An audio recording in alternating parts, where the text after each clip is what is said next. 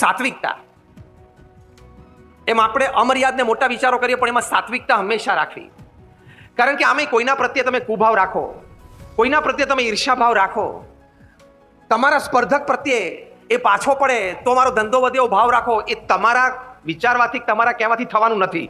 આ માનો છો તમે? યસ ઓર નો? દરેક વ્યક્તિ પોતાનું પ્રારબ્ધ લઈને આવે છે અને પોતાના પુરુષાર્થ પ્રમાણે પ્રાપ્તિ કરે છે. તો તમારા એટલે કે આપણા સૌના ઈર્ષ્યા ભાવથી કે સ્પર્ધાત્મક ભાવથી કોઈકનું ખરાબ ઈચ્છું, એનાથી એનું ખરાબ થવાનું જ નથી. આપણું મન અને બુદ્ધિ બગાડવાના છીએ. જેમ આપણે સૂર્ય સામે ધૂળ નાખીએ તો સૂર્યને તો એ ધૂળ પહોંચવાની નથી, ડાઘો પડવાનો નથી, એ આપણી પર પડવાનો છે.